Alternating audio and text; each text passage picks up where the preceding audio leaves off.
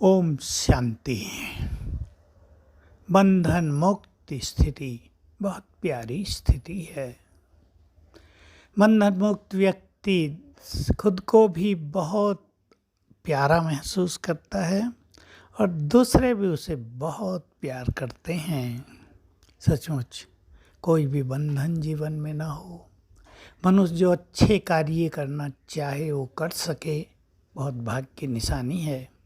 आजकल तो कई युवक ऐसे बंधन से मुक्त रहते हैं जिसे स्वतंत्रता नहीं स्वच्छंदता कहते हैं। जो गलत मार्ग पे चले जाते हैं, बिगड़ जाते हैं, उन्हें पता नहीं होता, लेकिन जीवन भर वो पछताते हैं। उनका भविष्य बहुत खराब हो जाता है।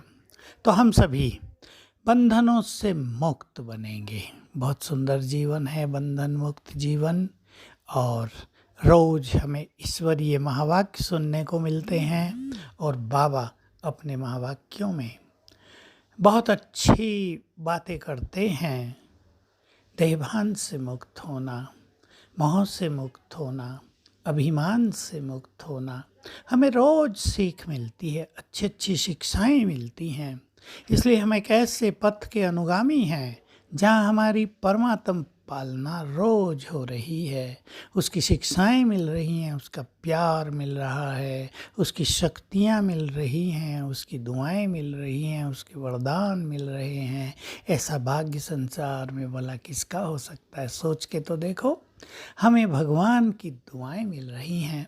तो हमारे पास अहम का स्थान ही कहाँ है? कहाँ रह गया मैं? भगवान से जुड़ गए, वही करन करावनहार है। जो कुछ हमारे पास है वो तो उसकी देन है, प्रभु देन है। हम उसकी देन का आनंद ले रहे हैं, सुख अनुभव कर रहे हैं और उसकी देन को जो सेवाओं में लगाते हैं वो देन और बढ़ती जाती है। मान लो वरदान उससे मिले हैं, उन वरदानों से हम दूसरों को सुख देने लगे। मान लो हमें शक्तियाँ मिली हैं, हम शक्तियाँ निर्बल आत्माओं को देकर उन्हें कई चीज़ों से, दुखों से मुक्त कर सकें। हमें ईश्वरीय ज्ञान मिला है, हम संसार में भटकते हुए प्राणियों को सत्य ज्ञान देकर उन्हें रोशनी में ले आएं, उन्हें मंजिल दिखा दें। जो ज्ञान अब तक उलझा हुआ था उसको सुलझा दें तो बहुत अच्छे अनुभव हो जाएंगे। तो ईश्वरीय देन है हमारे पास सब कुछ। जो कुछ है प्रभु प्राप्तियां हैं, वो हम पर मेहरबान हुआ है और उसने मेहरबान होकर हमें बहुत कुछ प्रदान कर दिया है।